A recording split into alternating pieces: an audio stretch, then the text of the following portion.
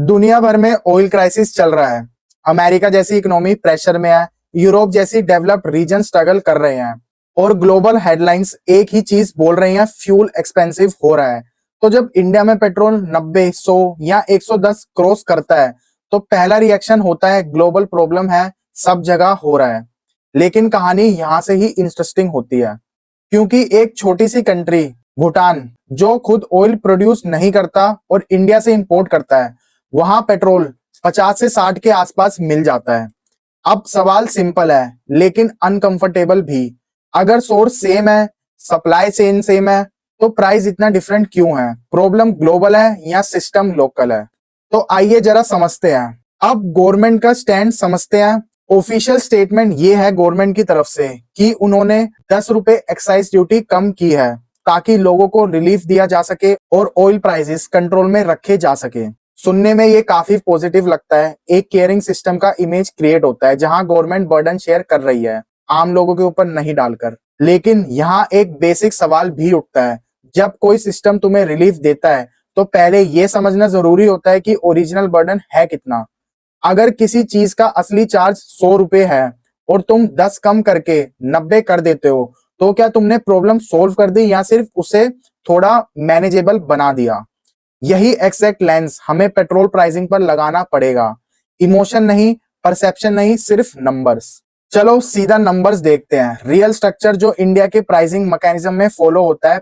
1 litre petrol का base price जो refinery से निकलता है, जिसमें crude oil cost, refining cost और ऑयल मार्केटिंग कंपनीज का मार्जिन इंक्लूड होता है, वो है ₹55.66 पर लीटर।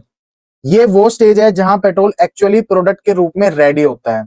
इसके बाद आता है डीलर कमीशन, जो पेट्रोल पंप्स को मिलता है। ये है 3.77 पर लीटर।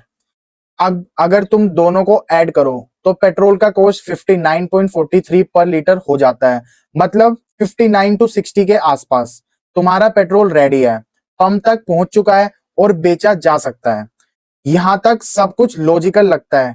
प्रोडक्शन हुआ, ट्रांसपोर्टेशन हुआ, बिजनेस मार्जिन ऐड हुए, एक नॉर्मल इकोनॉमिक चेन की तरह। लेकिन असली कहानी यहां खत्म नहीं होती। यहीं से एक्चुअल गेम शुरू हो रहा है, जो गेम है टैक्स का। सेंट्रल गवर्नमेंट हर लीटर पेट्रोल पर 22.90 एक्साइज ड्यूटी चार्ज करती है, जो अभी ₹10 एक्साइज ड्यूटी कट करने के बाद 11.90 है। ये वो अमाउंट है जो डायरेक्टली सेंटर के पास जाता है।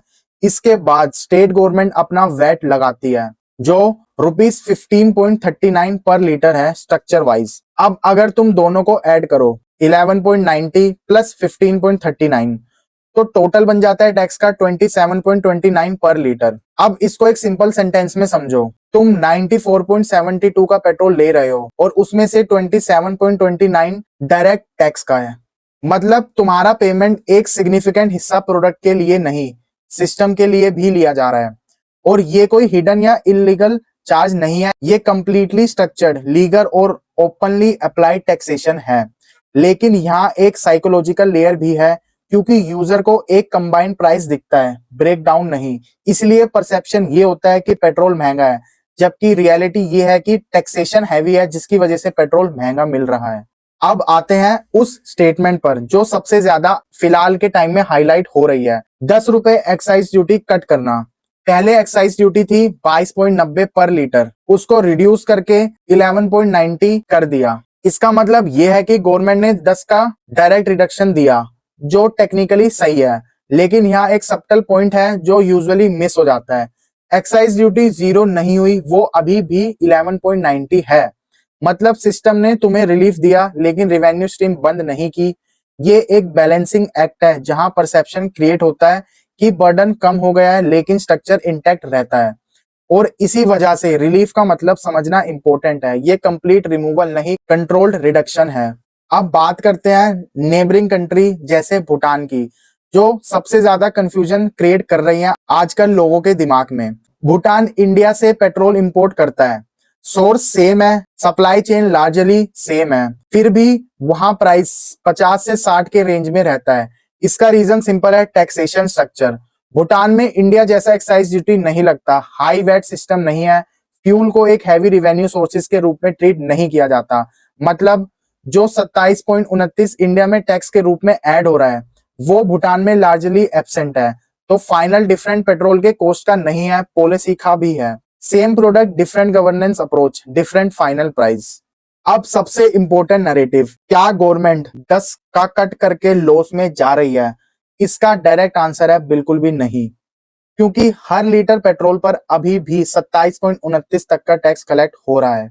और इंडिया जैसी कंट्री जहां crore litre fuel daily consume होता है, वहां ये एक मैसिव रिवेन्यू स्ट्रीम बन जाता है। इसका मतलब ये नहीं है कि गवर्नमेंट गलत है, बल्कि ये समझना है कि फ्यूल टैक्सेशन एक मेजर फिस्कल टूल का काम करता है। गवर्नमेंट इंफ्रास्ट्रक्चर बनाती है, स्कीम चलाती है, और उसके लिए रिवेन्यू चाहिए होता है। लेकिन इसका फ्लिप साइड ये है कि जब रिवेन्यू नेसेसिटी बेस्ड प्रोडक्ट से आता है, तो उसका डायरेक्ट इम्पैक्ट पब्लिक पर पड़ता ही पड़ता है। यहाँ असली कन्फ्लिक्ट क्रिएट होता है पब्लिक वर्सेस रिवेन्यू के बीच में। पब्लिक चाहती है कि फ्यूल और सस्ता हो, क्योंकि उसका डायरेक्ट इम्पैक्ट डेली लाइफ पर पड़ता है।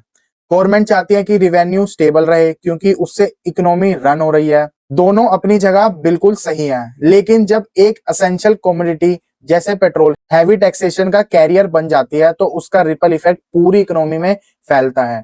ट्रांसपोर्ट कॉस्ट बढ़ता है, लॉजिस्टिक महंगे होते हैं, फूड प्राइसेस इंक्रीज होते हैं, और अल्टीमेटली कॉस्ट ऑफ लिविंग ऊपर चली जाती है। इसलिए जब हम बोलते हैं पेट्रोल महंगा है, तो वो सिर्फ एक सरफेस स्टेटमेंट होता है। डीप लेवल पर बात यह है, पेट्रोल महंगा नहीं होता, पेट्रोल महंगा बनाया जाता है through structure, through policy, through taxation. और ये डिफरेंस समझना ही अवेयरनेस है। तो नेक्स्ट टाइम जब तुम पेट्रोल पंप पर खड़े हो और 94 का पेट्रोल भरवा रहे हो, तो याद रखना 55.66 तुम फ्यूल के दे रहे हो, 3.77 सर्विस के, और 27.29 सिस्टम को दे रहे हो। अब डिसीजन तुम्हारा है, ये सिस्टम फेयर लगता है या नहीं। अगर तुमको ये एनालिसिस अच्छा लगा हो, तो मेरी वीडियो को लाइक करें, शेयर करें, और मेरे चैनल को सब्सक्राइब करें, और अपनी अपनी राय मुझे कमेंट्स में बताएं। ऐसे ही न्यू एनालिसिस के साथ मिलते हैं नेक्स्ट वीडियो में। तब तक के लिए बाय बाय।